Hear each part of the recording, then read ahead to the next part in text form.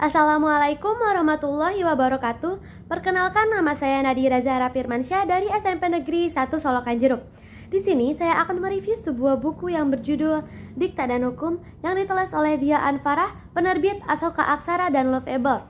Dengan tahun terbit 2022, tebal halaman 388, ber-ISBN 9786233100137, yang diperankan oleh Dikta, Nadira, Jevan, Seno, dan Alea. Alur cerita Dikta dan Hukum sangatlah menarik. Dikta, seorang mahasiswa Fakultas Hukum yang berteman sejak kecil bersama siswi bernama Nadira. Keduanya telah dijodohkan oleh orang tuanya, namun keduanya pun menolak karena memiliki kekasih. Suatu hari, saat Dikta putus dengan kekasihnya karena perselingkuhan Alea dengan sahabatnya Jevan, semuanya hancur. Dikta merasa ia tidak akan membuka hatinya untuk wanita manapun. Lain halnya dengan kondisi percintaan Nadira dengan Seno yang terlihat baik-baik saja dan bahagia. Hingga pada akhirnya, Dikta menaruh perhatian lebih kepada Nadira, seperti memperhatikan hal-hal kecil yang ada pada diri Nadira, sehingga membuat gadis tersebut membanding-bandingkan sang kekasih bersama teman masa kecilnya, yaitu Dikta.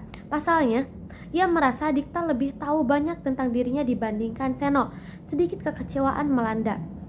Dikta pun kemudian merasa bahwa Nadira lebih nyaman bersama dirinya dibandingkan Seno. Dan kini mereka berdua pun merasa bahwa perasaan mereka bukanlah hanya sekedar seorang adik kakak yang telah lama berteman. Hingga pada akhirnya Dikta pun mengajak Nadira untuk berbicara empat mata. Lelaki itu pun berkata, "Nad, janji ya jangan sampai suka sama kakak." Entah, Nadira pun tidak mengerti apa maksud lelaki tersebut. Hingga hari demi hari perasaan mereka semakin mendalam. Dikta membuat sebuah catatan kecil yang berisikan tentang keinginannya bersama Nadira. Salah satunya ia ingin pergi ke pantai bersama gadis tersebut. Kemudian hari demi hari, Nadira mengabarkan bahwa ia mengakhiri hubungannya dengan Seno dan mengungkapkan perasaannya kepada Dikta. Namun lelaki tersebut bukannya gembira atau senang, namun lelaki tersebut marah besar kepada Nadira.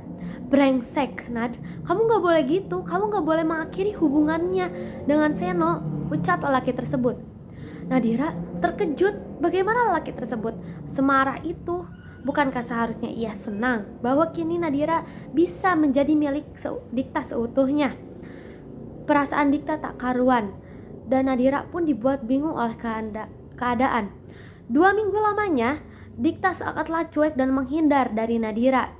Kemudian Nadira pun sedikit kebingungan, benar-benar bingung akan kondisi tersebut. Kemudian ia mendapatkan kabar bahwa Dikta koma. Ia bergegas ke rumah sakit yang ditunjukkan oleh Jevan.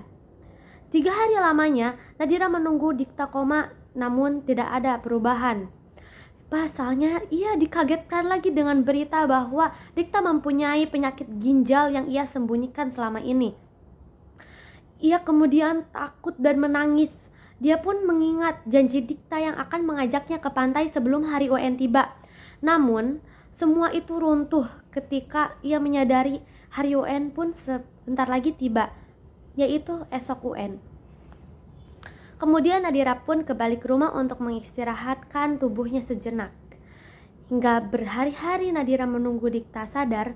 Ia pun kemudian mendapatkan kabar bahwa Dikta pun sadar.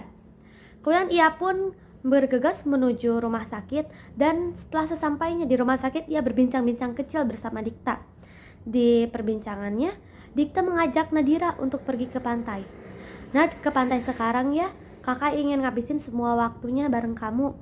Tentu saja Nadira menolak. Pasalnya dengan kondisi Dikta yang buruk seperti itu, tidak memungkinkan keadaan untuk bergegas ke pantai. Namun dengan paksaannya, Nadira pun mengiyakan. Dengan ditemani oleh Jevan, mereka pun akhirnya ke pantai. Sesampainya di pantai, mereka berbincang bahagia meski hati tidak bisa berbohong bahwa sedih melanda. Kemudian setelah tahu Dikta akan memburuk, Nadira pun berteriak nama Jevan agar segera lelaki itu membawa Dikta ke rumah sakit. Setelah sampai di rumah sakit, Jevan menyuruh Nadira untuk bergegas pulang. Setelah Dikta membaik, ia akan mengabari Nadira. Di rumah, Nadira menunggu berjam-jam agar kesempatan baik datang kepadanya. Ia pun khawatir, sehingga saat notif handphone tiba dan Nadira pun segera menuju rumah sakit. Ia melihat Dikta terbaring lemas di bangsal rumah sakit. Ia menangis sejadi-jadinya. Kemudian Dikta mengucapkan, "Nad, kakak bahagia telah mengenal kamu selama ini. Kakak sudah mengikhlaskan kamu. Makasih ya." Nadira menggelengkan kepalanya pelan. Nadira nangis tak karuan sehingga melihat Dikta memejamkan perlahan matanya. Ia nangis sejadi-jadinya mengingat bahwa hari itu pun Dikta dikabarkan meninggal dunia. Berbulan-bulan lamanya setelah kepergian Dikta, Nadira merasa terpuruk sekali. Namun ia ingat pesan Dikta bahwa dirinya harus belajar dengan giat. Hingga sekarang Nadira menempuh perkuliahan di jalur Fakultas Hukum akibat Dikta dan dibantu juga oleh teman-temannya Dikta. Hikmah yang kita ambil, masa depan tidak ada yang tahu, entah ajal terlebih dahulu atau perjodohan terlebih dahulu. Itu semua urusan Tuhan. Namun di sini kita belajar pentingnya mencari seseorang untuk menuju masa depan yang lebih cerah. Dan ingat, setia nomor 1. Orang yang mencintai kita dengan tulus tidak akan menyakiti kita ataupun melupakan hal-hal kecil tentang kita jika ia mencintai dengan setia. Saya merekomendasikan buku ini khususnya untuk remaja yang suka dengan novel-novel dari AU atau Wattpad. Sekian, terima kasih. Wassalamualaikum warahmatullahi wabarakatuh.